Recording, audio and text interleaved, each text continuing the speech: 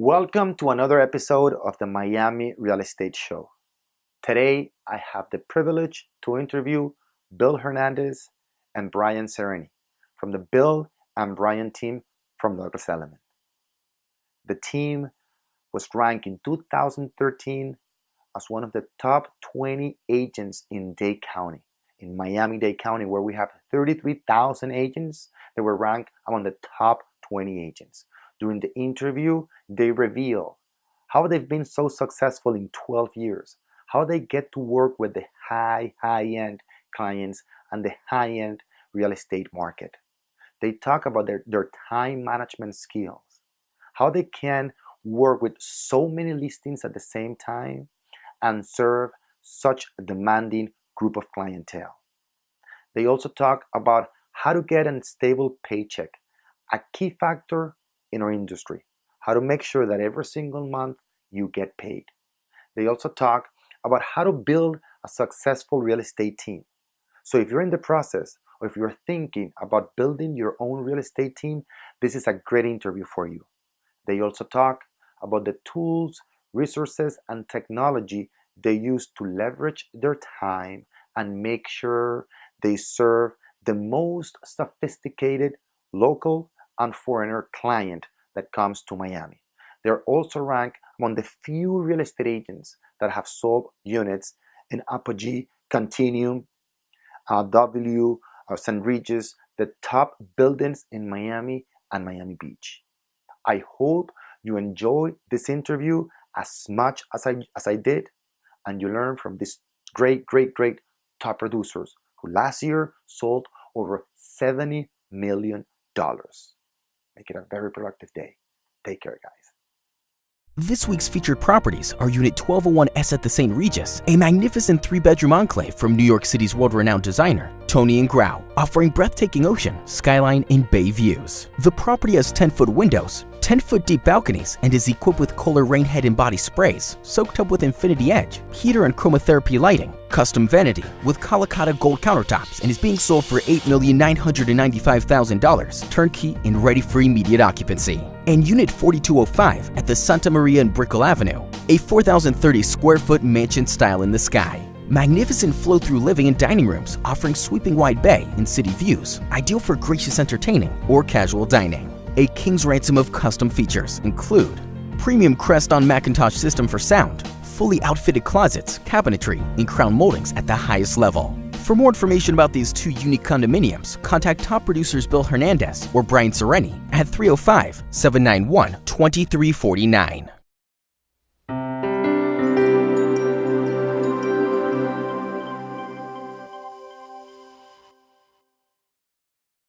Welcome to another edition of Top Producer Miami. I'm here with Bill, Bryan, the Bill and Bryan team from Douglas Elliman. We're here at Santa Maria and Brickell Avenue, beautiful Brickell Avenue in downtown, in Miami actually. Mm-hmm. And this is perhaps one of the best buildings ever built in Miami. Classic Ugo Colombo. Exactly. Unit 4205.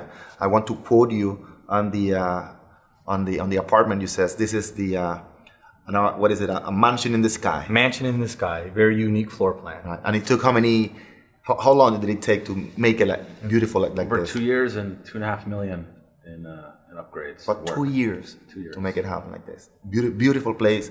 Thank you for having us here today. No, thank you. And first of all, I want to get started by asking you. By the way, I want to mention your productivity way before we get started. Sold over $70 million last year.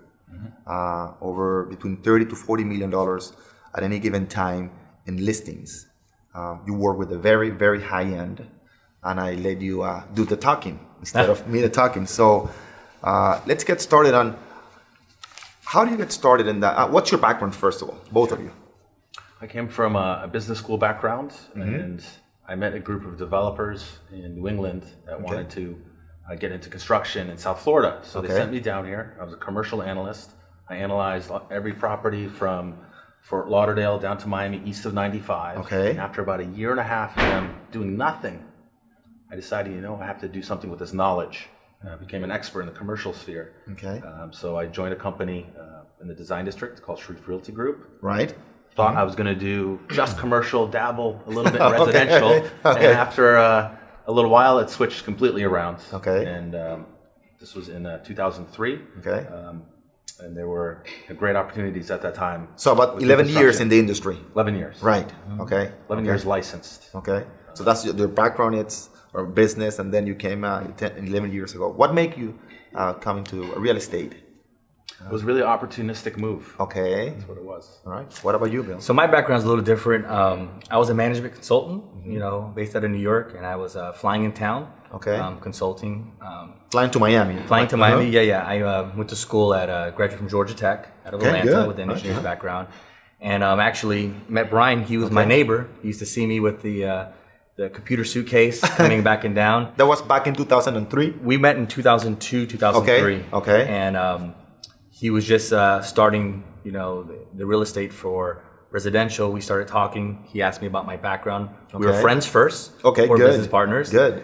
And then he said, let's build some websites. And, how can I get you to sell real estate? And I said, I don't sell real estate. Joined him in 2004 and saw the income he was making. And, like most people, right? When they see the checks and I was doing 4 flights a week. Okay. So I was a manager for almost 6 years. And it was taking a toll on me. Okay. And so we teamed up, and then before you know it, the rest is history. So the Bill and Bryan team was born, in 2004? 2004. Okay. And you took off from the beginning, or it took a while to get there? We were very busy from day one. We were pretty lucky. He had a good game plan when I entered. There was a website called condofinds.com that Bryan was the original founder, and I helped develop with him. And believe it or not, during the first cycle of the peak, we sold a lot of pre-construction. Right. To a lot of buildings that were built. Some unfortunately weren't built. Okay. So we become an expert now, fast forward 11 years later, on what it takes, and we're very good at talking to developers and kind of assessing what the market is. And that's something we want to go deeper later in the conversation. It's how do you get to sell over $70 million a year in real estate. But before that, I want to see the progression, from the beginning. And of course, you had success from the beginning. But do you have any mentor, any coach back in the days that taught you how to make it in real estate? Well, or before that, any mentor in business that taught you, the disciplines, the habits, the secrets, we both came from business backgrounds. I worked in medical technology for real estate, and learned a lot through that. In business school, there were just great ideas on how to take an organized approach to any business, real estate or otherwise. And I'd say one of the best decisions I've made was selecting my first brokerage to work for. Working with Sharif Realty Group, Lyle Sharif. I worked on a daily basis, very close with the owner. He's a super negotiator, super salesman. So he was a mentor to you? He was a mentor to me. Definitely, right. I worked with him on a daily basis, one-on-one, and it was a much better decision than going to a big company where I wouldn't get that type of attention. Okay. And learned a tremendous lot from him. What did you learn from him? Many things, of course, but one thing that you remember that you learned from him, or? It was just negotiating style and technique. Okay. He's the type of person where someone could walk into his office upset, and they'll walk out smiling and a little bit bewildered. He could turn people around. Good. Really, he was a very big people person. What about you, Bill? Do you have any mentor? Yeah, in your career? I was when Bryan first approached me about real estate, I was vice president of a small technology company. Okay. When I was consulting, I left the big consulting world. A smaller company called Stronghold Technologies, and the CEO was a gentleman named Chris Carey. And it was an industry I knew nothing about, which was the automotive industry. Okay. So there was a team of us that went to car dealerships. We call them points. And it's a very big business. People don't know. Of course. It's a $1 billion business. And I was a very young guy. And he said there's a way to command the attention of an owner of a business or a CEO. Okay. And, he says that you always have to add a value-add proposition to anything. Right. So if you can have value, right? 10 minutes of time of a decision maker, you got to make sure that 10 minutes, what you say is very important. You think it through. So early on, I was able to, in my real estate career, Bryan was impressed. I was able to close a lot of deals. If I had someone in front of me and I knew they were looking, whether it be commercial or residential, It's how you communicate on what they want and listening more. And I remember one of my mentors, he told me, if you can grab the attention and give them some value, they're going to invest back into you. You just touched in a very, very important point that I go over not only in coaching with the agents that join the coaching program, but in my seminars. And I talk about the value you bring to the table. What's your powerful message? And when most agents are asked the question, what do you do? And they say, I'm a real estate agent, right? Or if you ask a Hispanic agent, what do you do? And they say, I'm a real estate. I'm sorry, what do you do? I'm a real estate.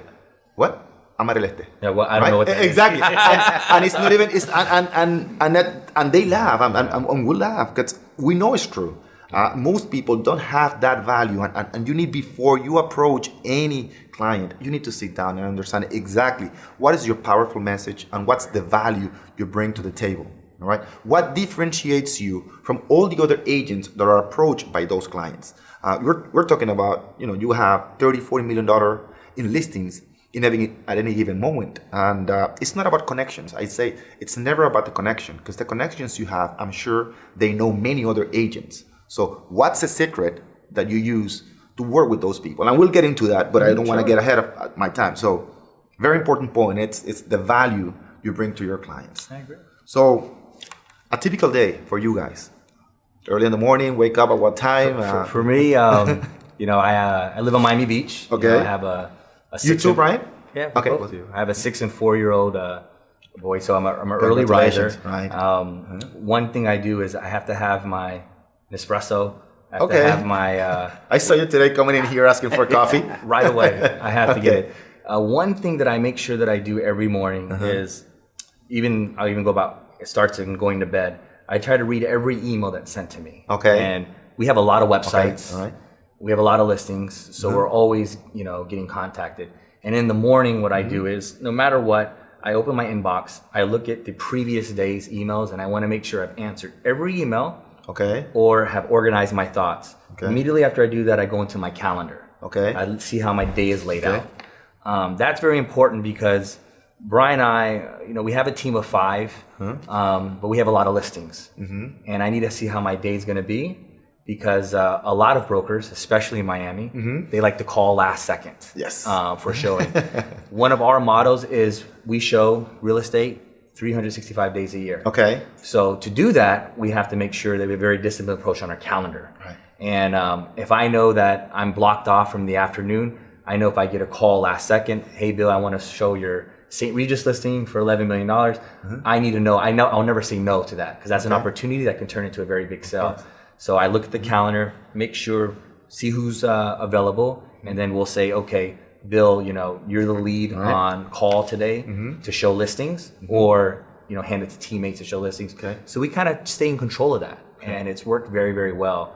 And the outside broker community likes that. They know that when they call us, we always pick up the phone, and we always show our listings.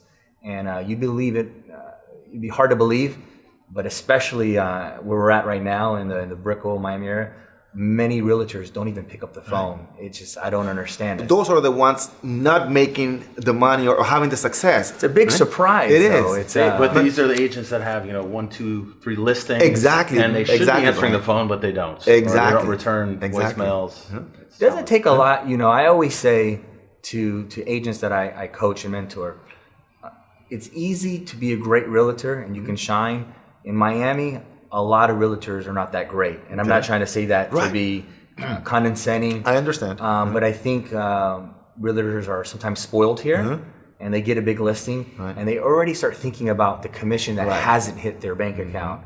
And they're thinking, I have $1 million listing and I have 30 grand coming to me at some point in time. It really doesn't work that way. You have to work that listing. You have to promote it. You have to, be a big brand to who you are. You have to answer the phone, and that gets lost in translation. Why? I don't know, but it's a big surprise. But you're touching on another very important point, which is I had the opportunity to interview Alicia Cervera last week, and the mother, Alicia Cervera Senior, and one of the questions that I asked her, Alicia Cervera La Madrid, is what's your key to success? And she said, showing up every single day, even in the toughest times in the market in Miami, showing up every single day. And the mother still goes to the office every single day. She basically sold, at the beginning, Brickell Avenue. And she still goes, she came here in 1961, 1967, still going to the office every day. It's amazing. So it's devotion. Some people say, well, you get a lot of listings, $70 million in sales, but it takes a lot of work, 365 days a year. I can tell you what, there's no shortcuts to doing that amount of sales. Right. It's extremely a lot of work, right. And there's a lot of personal sacrifice, right. that you have to do also to be available. A lot of our international clients earlier this week, I just closed a deal from a person from London. Okay. But because of the time zone, right. I have to be 6 hours, right? Yeah, 6 hours. Yeah. So, I have to be sensitive to not call him at the end of my day or in the middle because it's midnight over there. Good point. And then I have to be available to him. Early on, he had asked me, he owns a hedge fund in London. He asked me, Bill, do you mind if I call you 4 a.m. your time? Because I have a lot of meetings in Europe and I have to travel. And I said, no, not at all. You need to set the alarm clock. I don't want to do it. Espresso. There you go, Brian. Go there, sit for the computer, and but that's what it takes. And I think if you don't do that, you're not providing a strong level of service. Right. And whether that customer buys a $500,000 condo or a $2 million condo, it doesn't matter. If you have the same disciplined approach, you're going to win his business. You're going to win the referrals. And I think you're going to close better. You have to have the approach that you'll do whatever it takes to close somebody. So you see, it's not only about the effort, the effort, but also you mentioned organization, right? First thing in the morning, you wake up, you do the, you read the paper, you see your calendar, you read the emails, and we say in coaching, and it's your day starts the night before. Right? I agree. Get the most important things done early in the morning, but make sure that the night before you know exactly what you need has to be done next day, so you hit the floor running. What about you, Brian? First thing in the morning, what's your similar? Roll out of bed. Okay. Pop open the iPhone and start going through emails, calendar items, and just reviewing the day ahead. Okay. Good. Now, any failure, I'm sure that on the way to the top, all of us encounter many more failures than successes. So starting with you, Brian, then with you, Bill. Any failure that stands out in your early on, a lesson learned was proper follow up after a deal is closed. Okay. At the end of the day, you want to have your customers come back to you in the future, and refer their friends and family to you. Okay. So without proper follow up, you're going to lose that type of business. Give me an example of in the past where you failed, and what do you learn from that experience, and how do you apply the lessons you learned from that experience today?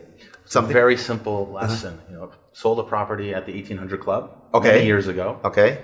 And 2-3 years later, the property came on the market for sale with another broker. I had a great relationship with the buyer at the time, but didn't have the good follow up that I have today. Right. Didn't repeat that a second time. Okay. What systems do you use to follow up? Any system in particular? Any technology? Because you guys are big in technology. So it's really harnessing your calendar. I sometimes put things 2-3 years out. Notes into the calendar. Things to do. You have to stay in constant contact with your clients. Right. We do newsletters. With MailChimp, right? MailChimp is one of them. Right. I use MailChimp. Make sure that you stay on top of your clients' contact information. Okay.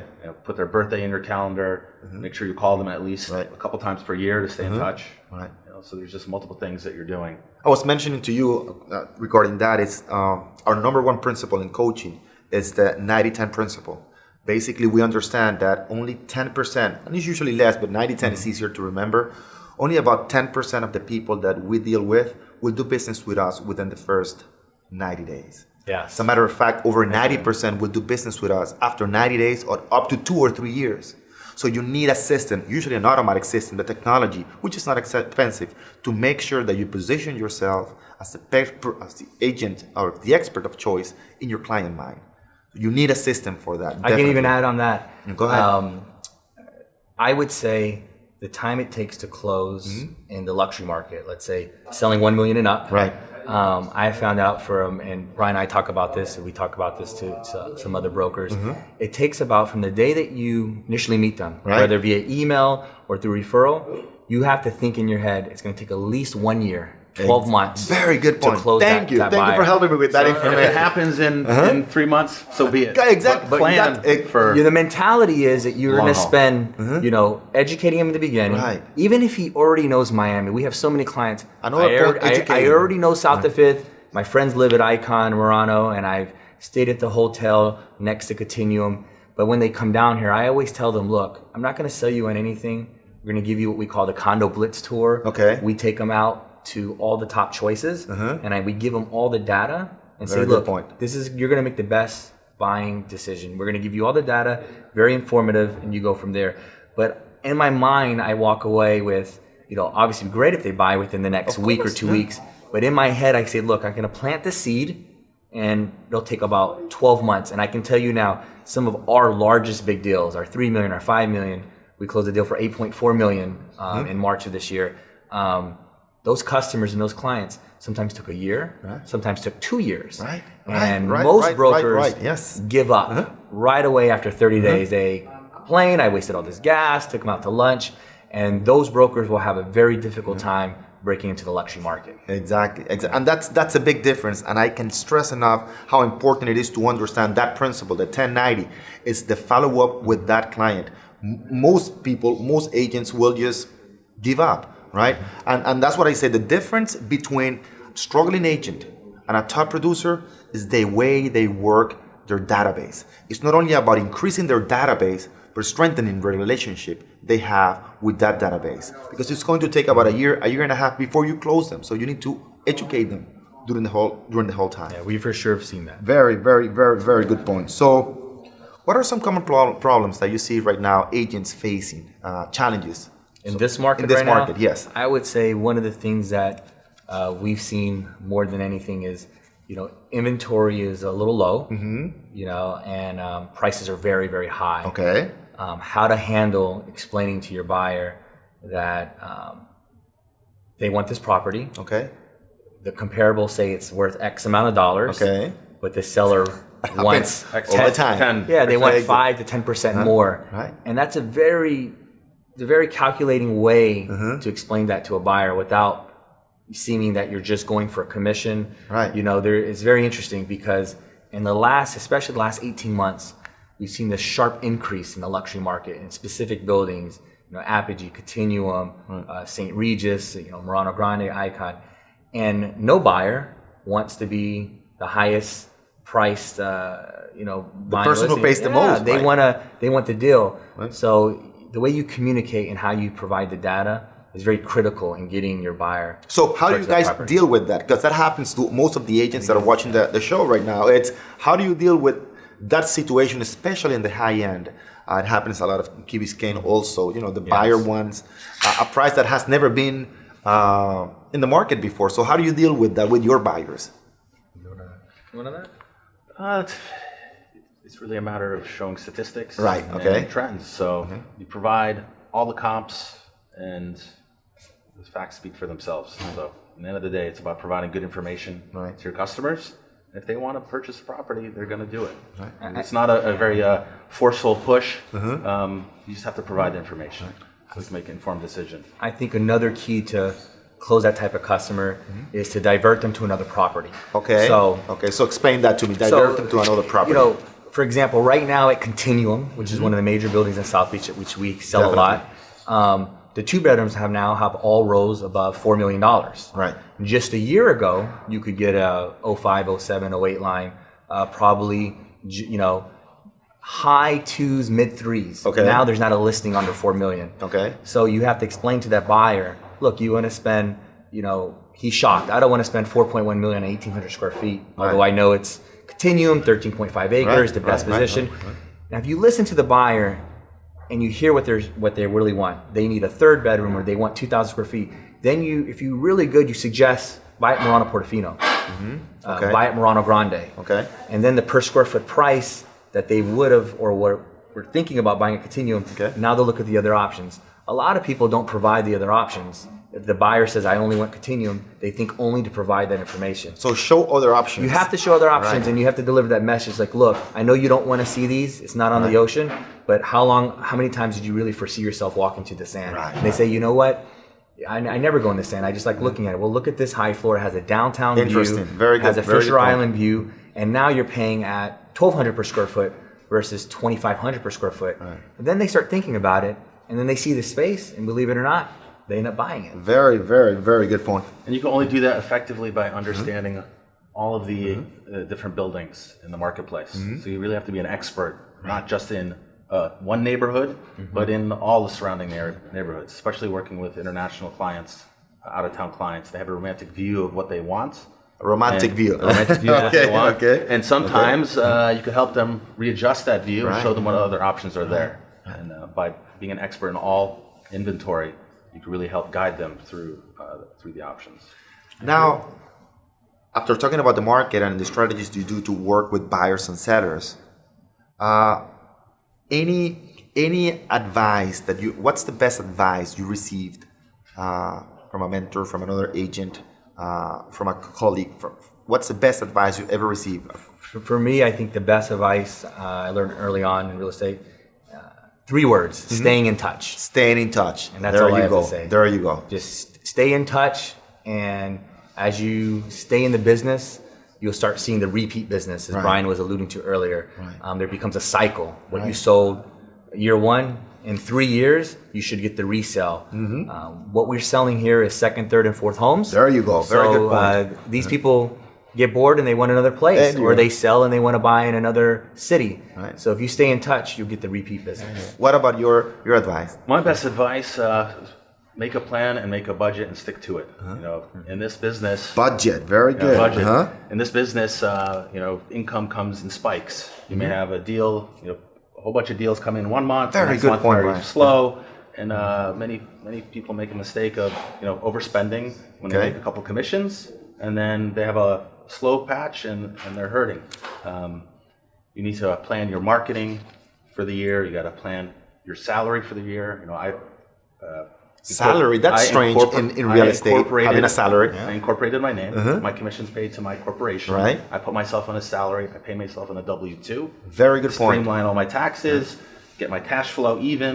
Everything forecasted, so I get a regular paycheck every month. There you go. I don't really have to Very, very good point. worry about the ups and downs. Let's touch on those 2 points. Number one, we go in order. Stay in touch, right? And we say, I repeat that very much. I'm very into understanding for my people that I coach is that the only way people do business with us is why? Because they trust us. And the only way you would do business with somebody is why? Because you trust that person. And there are only 2 ways of really establishing that trust. Number one, it's what you just said. It's keep it in touch, right? Yes, It's stay in constant contact and sending them what you said before, information that is relevant for And them to make. meaningful. Exactly. All right. So that's number one. Number two is budgeting. I wonder how many agents really have themselves in a salary. Very, Very few. very few. So we live in this, today I made a commission. I'm going to retire in 2 years. I'm going to buy. I'm going to Ball Harbor shop shopping. There you go. I've seen this. I get the new before. fancy Right? BMW lease. There and you go. they don't plan. Right, so it's very common very, problem very, here. very important in this business. And finally, you talk about expenses, but I want to see in your own words. I say one of the differences between a struggling agent and a top producer is that a struggling agent see every single outflow of money from their business as an expense. Most top producers see it as a what? Investment. As an investment. 100%. Exactly. It's the All right? cost of doing business. Exactly. So it's the cost of doing business and what this cost is going to bring me in the future. Some agents don't even want to invest in having an assistant, and I think assistant is a critical aspect on your business. So what's your thought in investing in your own business? What do you do? We have a team, a structured team. Our model, we take a certain percentage of every commission and reinvest it into a marketing entity we created. Very good. And Okay. we so have no matter what happens, it's money coming in to that account. Okay. And sometimes that account is larger, sometimes it's smaller. Okay. But we have the assets set aside to do our marketing campaigns and everything forecasted for the year. So Very, it's really about very starting good each point. year with a new plan and sticking to it. Okay. And to help us not miss phone calls, we have a streamlined phone number that rings on for all listening. That rings on both of our cells. Okay. And also we have a full-time office assistant. We also have a full-time marketing director. Excellent. Not a marketing for our company or brokerage, but our own person. So they're always just for us that they're on a salary base. So we're always reinventing our strategy, sending a different message, sending a different type of mailer, a different type of postcard. It's just very, very calculating what we want to do. You don't want to bore your audience. Right. And that's a common thing that Very, very good point. And if you pay attention and don't bore them, you'll get business. I was talking to Brian before, and when I do my seminars, I ask the audience, what business are you in? And most people say, I'm in real estate. Or sales. Or sales. And we both agree if you want to make above average earnings and money, we need to understand that whether we are lawyers, accountants, real estate agents, we're in one business and one business only. It's the business of marketing. Yeah. All right. So selling yourself every day. The marketing, brings you. The selling to me is a one-to-one conversation. Okay, to prove a point and to make a sale. But what brings the sale actually is the marketing. So it is very, very important that we understand that. Do we have a plan? Do we have a message that you were saying? Keep your client interested, right? What is your message? So we were talking about that, how important marketing is in our business, right? So now, if you could recommend one book, which one would it be? Good to Great. Good to Great. I think there's great inspiration in there on how to take your game and strive for a higher level of excellence and professionalism. Definitely. That by Collins. I don't remember his first name. But I think he's a professor or graduated from Stanford. And he has many other books that are very, very good. Good to Great is a great book to read. Yes. Bill's my thing is more profound. Okay, maybe more. Okay. I'm not an avid reader. Okay. I'll freely admit. Okay. But I think waking up every morning and reading the Wall Street Journal is very important. It's key. I think why it's reading the Wall Street Journal? For Brian and I, we have a lot of international clients, and we have a lot of specific bankers and CEOs from New York City. Okay. If you know how money works in the world, you'll know how to sell luxury real estate. You know how to speak their language. Yeah, you have to understand it. So just knowing, what's the situation going on in Russia, has U.S. frozen their funds, you're not going to be that aggressive toward that buyer who comes in town looking for a property. If the market has dropped 200, 300 points in the NASDAQ, that's not the day to call up your hedge fund guy and say, look, I had this incredible 3-bedroom opportunity. Great point. Send $3 million this way. Right. When we know the market is great. It's time to call. It's, you got to really, if you pay attention and, you can always. Be sensitive, right? Yeah, you can always hear a person through a phone. They always say you can smile through the phone. Right. I'm a believer in that. So if you can wake up in the morning, read how the economy of the world or the economy of the U.S. is doing, and you have some key clients, call them and if the market's up, you can hear the enthusiasm. Hey, it's my broker in Miami. How's my investment property doing? You have it rented out for $20,000 a month. But if it's bad, maybe the timing is not so good. So that's what I tend to read that. New York Times, follow the social media with it. Okay. Obviously, it's a lot to read, and just try to stay up to beat as much as possible. All right. So in a daily basis. Yeah. What methods, if any, do you use to release stress? Because this is a very stressful. And you guys laugh, so I'll let you answer already. So I won't. If I play with my son, little guy, that's my stress. That's yours. Okay, that's all I need. Right? That's all you need. Right? The smile from the little guy. Daddy, carry me. There you go. Okay, good. So any other habit or not? Just maybe staying fit, being active. Living in. We're both homeowners in Miami Beach. Okay. We're blessed to live there. Right. I ride bikes a lot with my wife, my son. Okay. Exercise then. Exercise, being outdoors. Okay. What about you, Bill? Yeah. I would say one element that helps you. I mean, hanging out with my family. Okay. That's always. I have a wonderful wife, two great little boys. So it definitely will, de-stress me. My wife has to make me put up my iPhone. Okay. I'm always still trying to call, but do a deal. Yeah, I'm always trying to be on, but that really relieves my stress. And then exercise. I try to, from early in the morning, usually 9:15 to 9:45, get a good 30 minutes of, whether it's CrossFit or doing a boot camp type training on the beach. I want to sweat. I want to exercise. Right. I think it's very important. It makes me feel fresh, and then go on there from the day. Very good. Very good. So now, one daily habit. We're almost done with the interview, but I want to get as much as I can from you guys. Great experience, great comments, great stories. One daily habit that you have, Bryan. Here's a weekly habit. Okay, a weekly habit. Good. All right. Every week towards the end of the week, Thursday, Friday, we have a meeting. Okay. And we say, pick a name or two from your database and just call that client. There's someone you haven't spoken to in a while. Okay. And see if there's business there.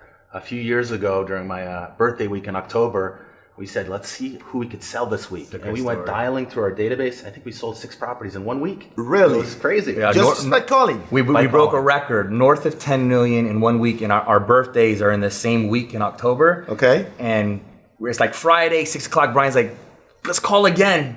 let's call another person. Nice. And we had an unbelievable streak. That happened a few years ago. That was a great week. So you kept that habit every week.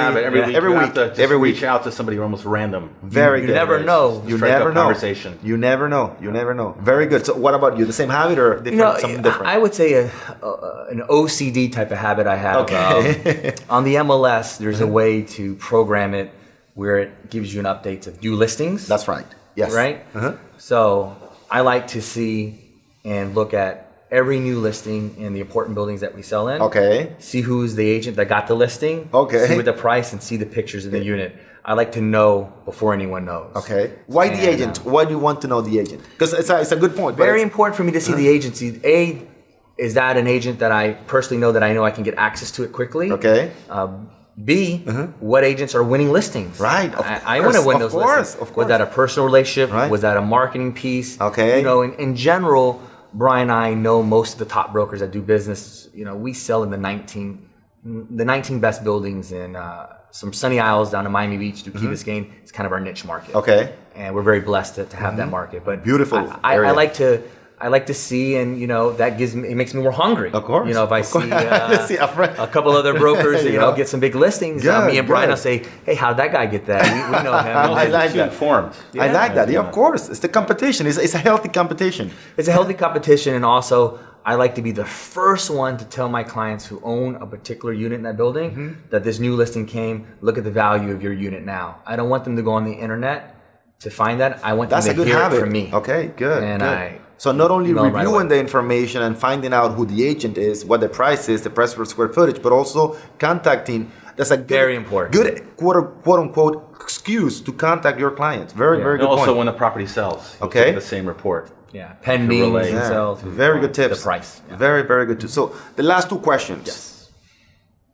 What would be the one single advice that you would give an agent that is just starting in the business? Answer your phone. Okay, answer your phone. Okay. Return phone calls if you can't answer your phone. Okay. And by the end of the day, you should have no unanswered voicemails or emails. You have to go through all of it. But what about it if I'm just getting started and I don't have a database of clients? Okay, the phone is not ringing, right? You just have to make a plan. All right. You could start small. There you go. There's social media, there's a web, there's different plans you could do. Okay. You just have to be consistent with your message. There you go. And stick to your plan. What about you, Bill? I would say a new agent getting the business. Everyone has friends, so everyone knows someone that lives in some condo in Miami, right? Learn the inventory and do rentals. Right. No one likes to do rentals in town, right? It's not for the money, but at the beginning. If you do rentals in a given building, you're going to learn the inventory better than most of the selling agents. Why? Because the rental client is a difficult client. They're going to call you at 5 o'clock and they're going to want to see 15 places, right? So your initial reaction is, I don't want to show 15 places for $4,000 a month or $3,000 a month. But if you do, now you've learned all the lines, the views, the finishes. And that's going to make you a stronger agent. Very good point. So when someone calls you now in downtown and says, I'm a $800K buyer, you're going to regurgitate and say, this unit is this unit has this square footage. Why? Because you dealt with that rental client. So I always tell young agents, we get a lot of different leads. Rental leads always come in when you have big listings.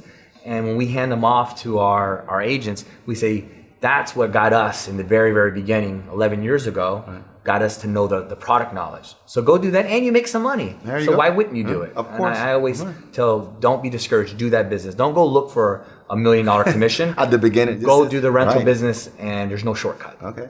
I guess my last piece of advice would be, become an expert at what you do. Right. So read the contract from beginning to end. Understand several the times. contract, right? Understand what it is. Right. A lot of agents don't know what they're signing, having their client sign. They don't understand the clauses. Read it from beginning to end. Go to open houses. Go to, developers have open houses. You could go to 100 different buildings in Miami, collect all their brochures, memorize everything, and now you're an expert in 100 buildings. Right. Knowledge is power, and become an expert in your field. See, you both have touched in 3 key points that I have the agents are in coaching do every single day, which is planning, practicing, and learning. Every single day. You need to plan your business. You need to know exactly where you're going. And second, you need to practice your presentation. You need to practice your objections, all right? And also at the end, you need to learn every single day. Learn, become an expert on your market. So a final piece of advice for an experienced agent, what would it be? One piece of advice for a person who's been in the business for more than 2 years? Keep reinventing yourself.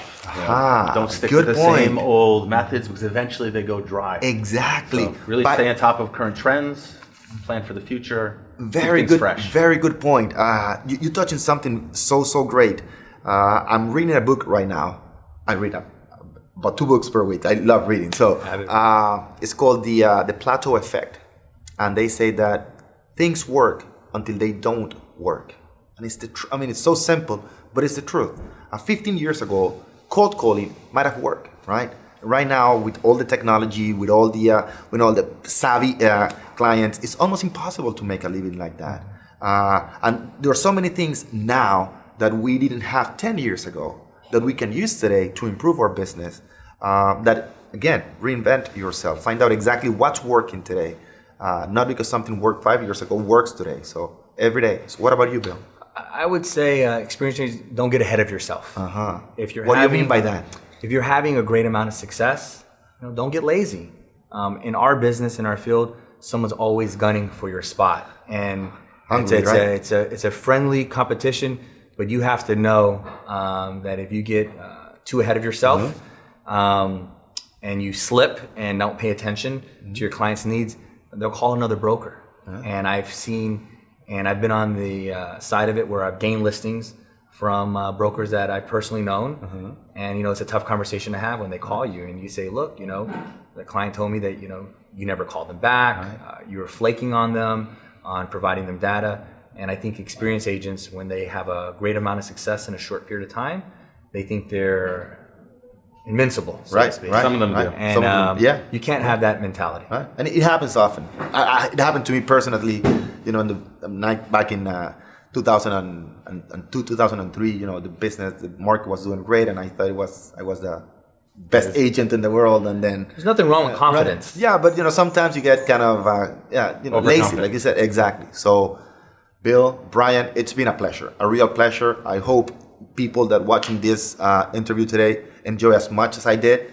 Great insight about our real estate industry, great advice, great knowledge of the market. I really, really appreciate not only having me in one of your beautiful listings, $6 million apartment in the Santa Maria, unit 4205, but spending the time, with me talking about our real estate. Thank you very much, guys. Thank you. Thank you very much for coming. And we will see you in another edition of Top Producer Miami.